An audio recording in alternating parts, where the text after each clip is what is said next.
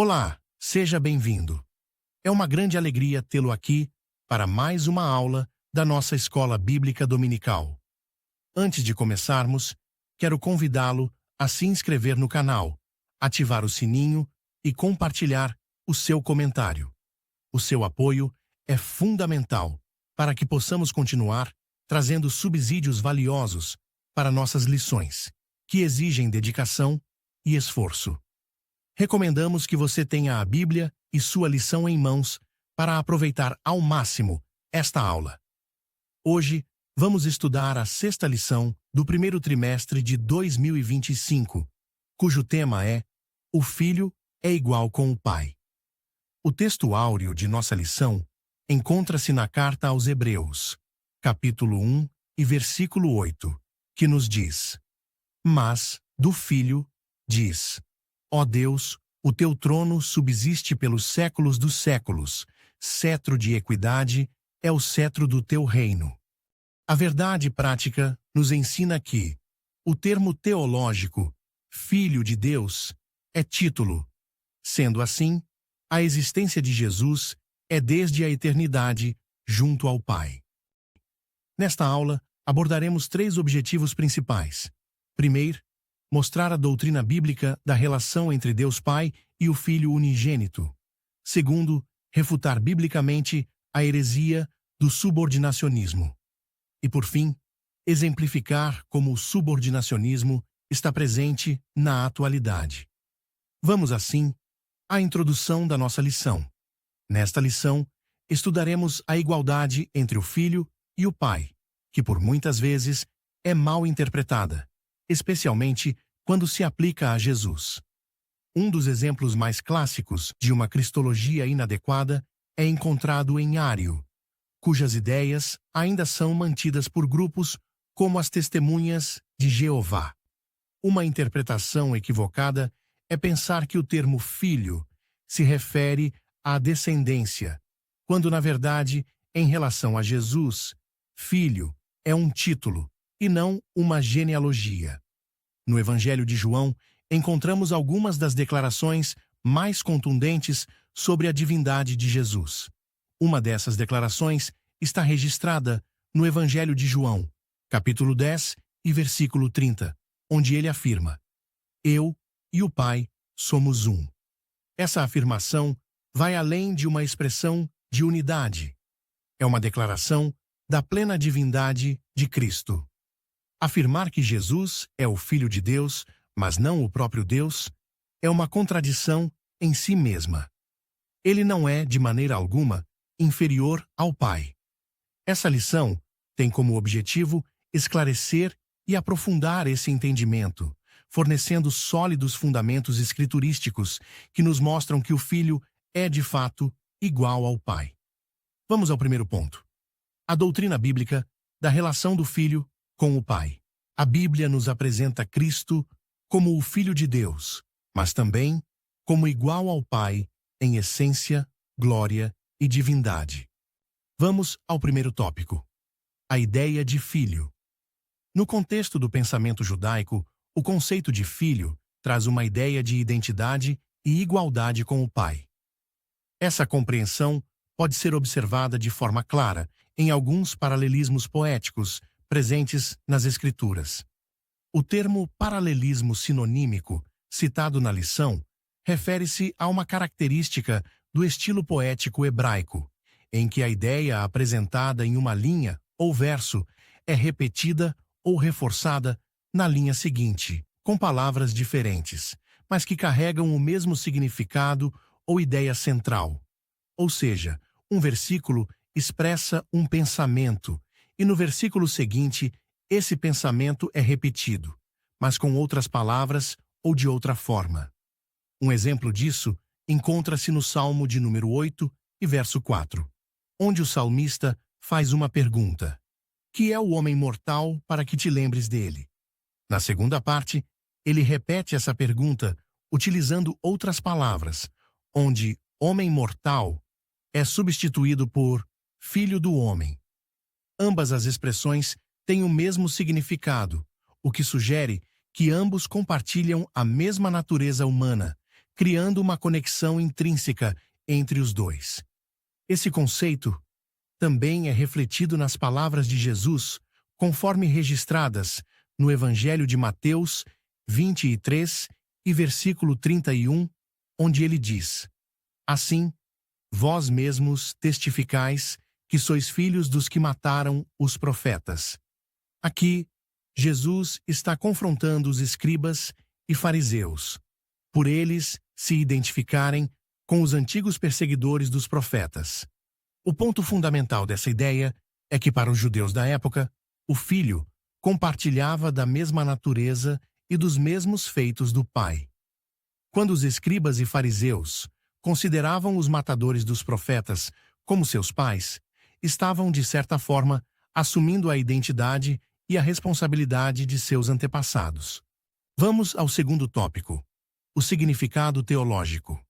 A Bíblia nos apresenta que o Filho é igual ao Pai em natureza e substância, uma verdade teológica que chamamos de consubstancialidade. Essa palavra pode parecer complexa, mas o que ela significa é profundamente simples. Jesus Cristo é da mesma essência divina do Pai. Ele não é inferior, tampouco um ser criado. Ele é coeterno, coigual e compartilha plenamente a divindade do Pai, conforme está registrado no Evangelho de João, capítulo 1 e versículo 1. No princípio era o Verbo, e o Verbo estava com Deus, e o Verbo era Deus. Vamos ao terceiro tópico: o Filho é Deus. A expressão Filho de Deus revela a relação única e eterna entre o Pai e o Filho. Quando olhamos para esse título, vemos que ele não é apenas uma expressão de afeto ou honra, mas uma verdade profunda sobre a identidade de Jesus. Vamos começar com um texto fundamental, que está em Hebreus, capítulo 1 e versículo 8. Ele diz: Mas, do Filho, diz, ó Deus, o teu trono subsiste pelos séculos dos séculos, cetro de equidade é o cetro do teu reino. Este versículo é uma citação direta de Salmos de número 45 e versos 6 e 7. É como se o escritor de Hebreus estivesse pegando uma declaração do Antigo Testamento e aplicando-a diretamente a Jesus. Agora talvez você se pergunte: que história é essa de Deus ungir Deus? Vejamos novamente os versículos de Salmos 45, versos 6 e 7, que diz: O teu trono, ó Deus, é eterno e perpétuo. O cetro do teu reino é um cetro de equidade. Tu amas a justiça e aborreces a impiedade.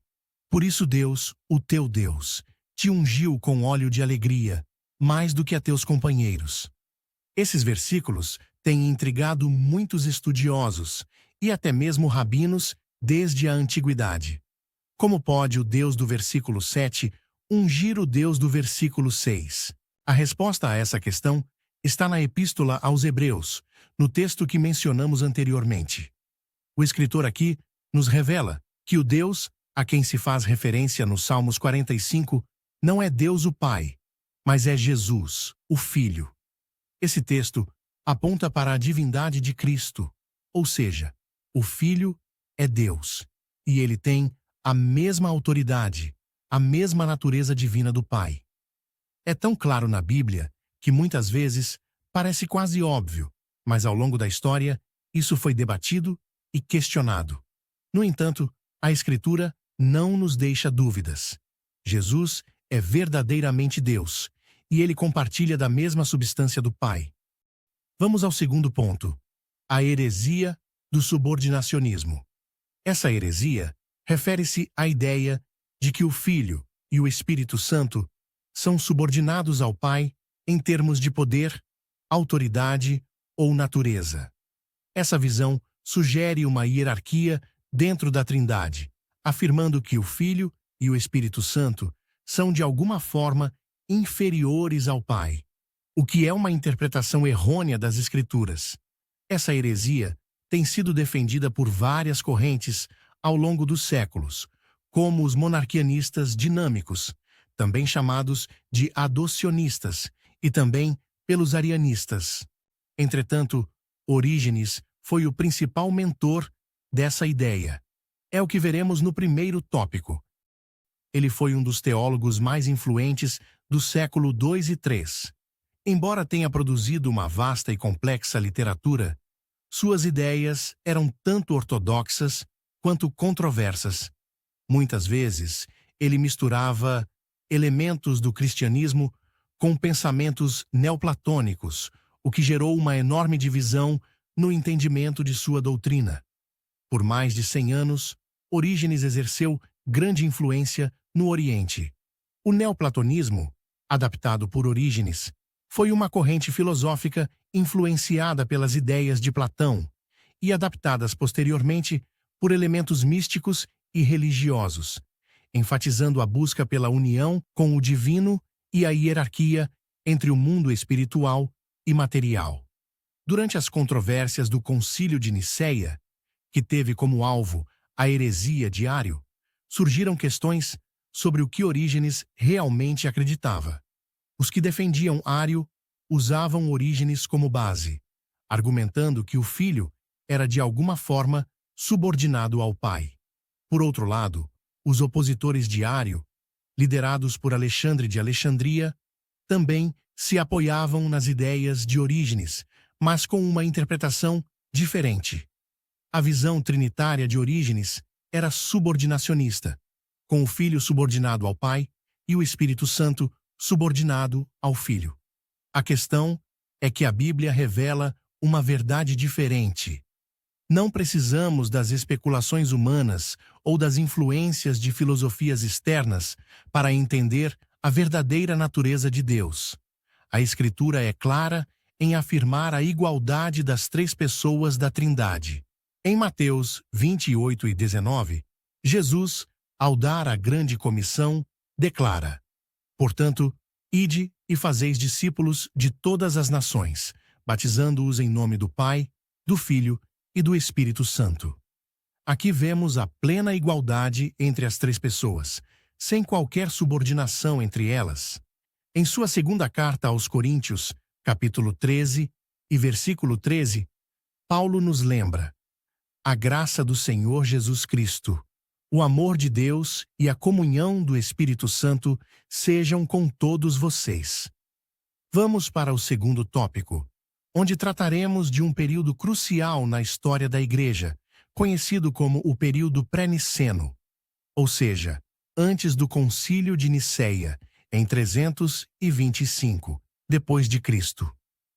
Nesse tempo, o subordinacionismo surgiu como uma tentativa de preservar o monoteísmo. Contudo, seus defensores acabaram negando a divindade plena de Jesus. Em vez de reconhecerem que Jesus é plenamente Deus, como o Pai, viam o Filho como inferior ao Pai, acreditando que ele era uma espécie de mediador divino, mas não da mesma essência e natureza do Pai. Essa ideia de subordinação entre as pessoas da Trindade foi algo muito debatido nos séculos II e III. Esses teólogos do subordinacionismo fundamentaram suas ideias em interpretações equivocadas de algumas passagens dos Evangelhos, como será explicado no terceiro tópico, métodos usados pelos subordinacionistas. Já estudamos até aqui que Jesus é verdadeiramente Deus e verdadeiramente homem, uma realidade única que ninguém mais compartilha no céu ou na terra. Ele é a perfeita união da divindade e da humanidade. No entanto, os subordinacionistas escolhem seletivamente passagens das Escrituras, concentrando-se apenas naquelas do Novo Testamento que retratam o Senhor Jesus como homem, enquanto ignoram e descartam as que afirmam que ele é Deus, igual ao Pai. Por exemplo, muitos tomam passagens como João 14 e 28, onde Jesus diz: o Pai é maior do que eu, e afirmam que isso comprova a subordinação de Jesus em relação ao Pai. No entanto, a realidade é que, ao fazer essa afirmação, Jesus não estava negando sua divindade, mas estava se referindo à sua posição voluntária de humildade e missão durante sua encarnação. Em sua humanidade, ele estava cumprindo o plano de redenção. Mas isso não diminui sua natureza divina. É importante perceber que essas interpretações errôneas foram baseadas em uma exegese pobre da palavra de Deus. Isso significa que, ao invés de considerar o contexto completo e a revelação progressiva de Deus nas Escrituras, tomamos algumas passagens isoladas e as interpretamos de maneira superficial. Quando fazemos isso, podemos facilmente cair em erros doutrinários. Quando compreendemos que Jesus é plenamente Deus e plenamente homem, nossa adoração a Ele se torna ainda mais profunda e reverente. Ele não é inferior ao Pai, mas é coigual ao Pai. E, ao mesmo tempo, Ele se humilhou, se fez servo, para que, através de sua morte e ressurreição, nós pudéssemos ser salvos. Agora que entendemos os fundamentos históricos e teológicos do subordinacionismo, vamos avançar para o terceiro ponto de nossa lição: como o subordinacionismo se apresenta hoje. Prossigamos então ao primeiro tópico, no contexto islâmico. O islamismo, em sua doutrina, não reconhece Jesus como o Filho de Deus, mas como Messias e profeta, e coloca Maomé, o fundador do Islã, em uma posição superior a ele. Eles aceitam Jesus como uma pessoa importante, mas não o veem como divino. Para os muçulmanos, Jesus é apenas mais um profeta. Mas sabemos, pela Escritura, que isso está errado. O apóstolo Paulo, em sua carta aos Efésios, capítulo 1 e versículo 21, nos lembra que Jesus está acima de todo o principado, potestade, poder e domínio. O Alcorão, o livro sagrado do Islã, chega a afirmar que é blasfêmia afirmar que Jesus é o Filho de Deus. Isso com base numa péssima interpretação, pois significaria uma relação íntima conjugal entre Deus e Maria. No entanto, o mais grave é que seus líderes acusam os cristãos de pregarem esse absurdo. Infelizmente, o que muitos líderes islâmicos pregam é uma interpretação totalmente equivocada. E o pior é que até mesmo Satanás e os seus demônios reconhecem que Jesus é o Filho do Deus Altíssimo. Jesus foi concebido pelo Espírito Santo. No Novo Testamento, a expressão Filho de Deus não se refere a uma concepção humana, mas sim à origem divina de Jesus, a sua identidade. Em João, capítulo 8 e versículo 42, Jesus deixa claro que ele veio de Deus, e não de forma humana, mas de uma maneira divina, sendo o Filho eterno do Pai. Não há erro em afirmar que Jesus é o Filho de Deus, pois ele foi concebido pelo Espírito Santo, como é dito em Mateus, capítulo 1 e versículo 18, e em Lucas 1 e 35. Chegamos assim ao segundo tópico, o movimento das Testemunhas de Jeová. Esse movimento é conhecido por suas crenças peculiares, entre elas a confissão pública de que existem vários deuses. Eles acreditam em um Deus todo-poderoso, Jeová, em um Deus poderoso, Jesus, e em outros deuses menores, incluindo bons e maus. No entanto, a doutrina cristã, conforme refletida nas Escrituras, não admite a existência de outros deuses. Em passagens como a primeira carta de Paulo aos Coríntios, no capítulo 8 e versículo 6, ele afirma: Todavia, para nós há um só Deus, o Pai, de quem é tudo e para quem nós vivemos, e um só Senhor, Jesus Cristo, pelo qual são todas as coisas, e nós por ele. Paulo é claro ao afirmar que há um único Deus, o Pai, e um único Senhor, Jesus Cristo, a quem devemos adoração e fidelidade. Além disso, a Bíblia descreve Jesus não como um Deus menor, mas como o próprio Deus encarnado. Leiamos novamente João, capítulo 1, versículo 1, que diz: No princípio era o Verbo, e o Verbo estava com Deus, e o Verbo era Deus. No versículo 14, a Escritura prossegue: E o Verbo se fez carne e habitou entre nós. Se considerarmos também as palavras de Paulo em Efésios, capítulo 1 e versículo 21 e Colossenses 1:16, vemos a ênfase em Jesus como o Criador de todas as coisas.